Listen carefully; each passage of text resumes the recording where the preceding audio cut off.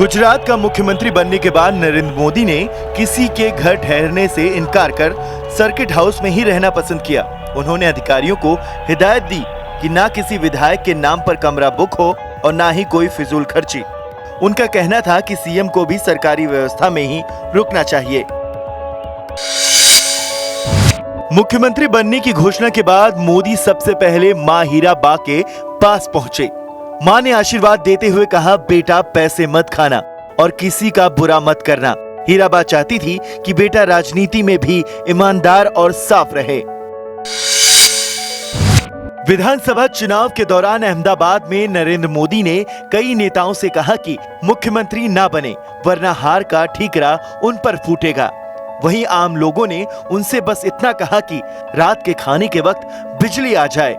बाद में मोदी ने गुजरात को 24 घंटे बिजली देने वाला राज्य बना दिया। सीएम बनने के बाद नरेंद्र मोदी को सर्किट हाउस में सुबह सुबह अखबार ना मिलने और इंटरनेट ना होने की बड़ी समस्या झेलनी पड़ी। उन्हें रोजाना जल्दी उठने की आदत थी, लेकिन सूचना की कमी उन्हें खलती थी। ये शुरुआती दिन उनके लिए बेहद मुश्किल साबित हुए। 1995 से 2001 तक गुजरात के बाहर रहते हुए नरेंद्र मोदी ने तकनीक को अपनाना शुरू किया। उन्होंने मोबाइल और इंटरनेट को समझा और राजनीति में भी उसका इस्तेमाल किया। यही वजह रही कि भारत की राजनीति में सोशल मीडिया का सबसे पहला प्रयोग नरेंद्र मोदी ने ही किया। मुख्यमंत्री बनने के बाद मोदी जी ने तकनीक को मछुआरों की सुरक्षा से जोड़ा। सैटेलाइट से समुद्र की सीमा और तूफानों की जानकारी मिलने लगी, जिससे मछुआरों की जान बचाई जा सकी। यही तकनीक आदिवासियों की जमीन की पहचान कर उन्हें मालिकाना हक दिलाने में भी काम आई। गुजरात में सैटेलाइट मैपिंग से स्कूल और अस्पताल बनाने का नया तरीका शुरू हुआ। अब लोग दबाव डालकर स्कूल नहीं खुलवा सकते थे, बल्कि गुजरात के हिसाब से फैसले होते थे। मोदी जी की इस नीति से संसाधनों का संतुलन बेहतर हुआ।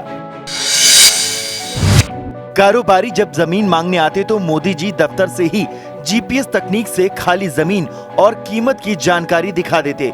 इससे निवेशकों का समय बचा और कारोबार को तेजी से बढ़ावा मिला।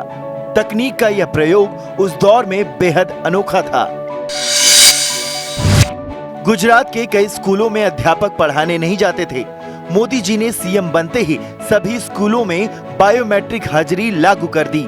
शुरुआत में विरोध और मशीनें तोड़ने जैसी घटनाएं हुई, लेकिन धीरे धीरे लोग समझ गए कि यह उनके बच्चों के भविष्य के लिए जरूरी है। 1984 से 86 तक अकाल के दौरान संघ की बैठक में मोदी आखिर तक चुप रहे। जब सबकी बातें पूरी हो गई, तब उन्होंने अपना हाथ उठाकर सुझाव दिया। प्रचारक जानते थे कि मोदी के पास बेहतरीन आइडिया होगा, और सच में उनके विचार अलग और उपयोगी निकले। 2001 में गुजरात के सीएम बनते ही मोदी ने तकनीक से शासन चलाने का प्रयोग शुरू किया। सैटेलाइट से स्कूल अस्पताल तय हुए, कालाबाजारी रोकी और गैस योजना दी। गांधीनगर की फॉरेंसिक यूनिवर्सिटी उनका बड़ा टेक्नोलॉजी इनोवेशन साबित हुआ। बचपन में मोदी की आर्थिक हालत बेहद ही कमजोर थी। जूते खरीदने और पॉलिश करने तक के पैसे नहीं होते थे। उन्होंने चॉक पाउडर से जूतों को चमकाकर नया जैसा बना लिया। मोदी की जन्म कुंडली में राहु दशा का योग राजनीति में श्रेष्ठ बनाता है। उनकी कुंडली स्वतंत्रता सेनानी बाल गंगाधर तिलक से मिलती है।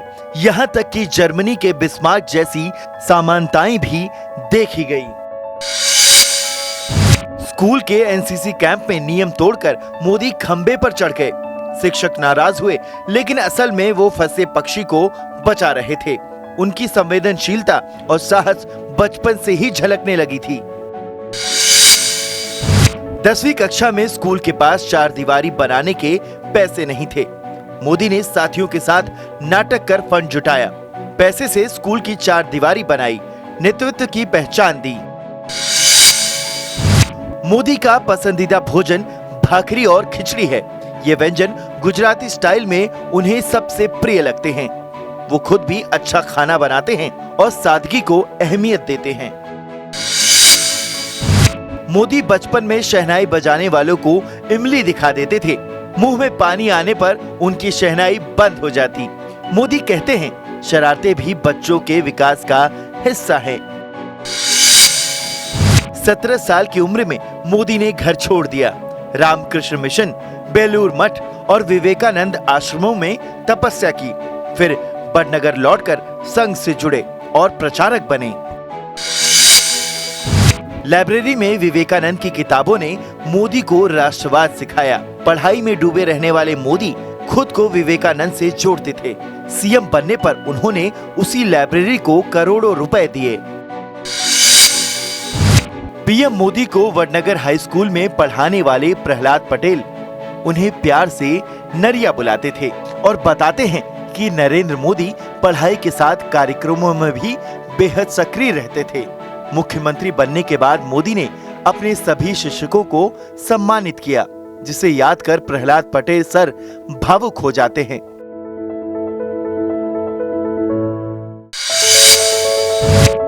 बचपन में नरेंद्र मोदी घंटों वडनगर की लाइब्रेरी में किताबों में डूबे रहते थे और विवेकानंद से गहराई से प्रभावित हुए।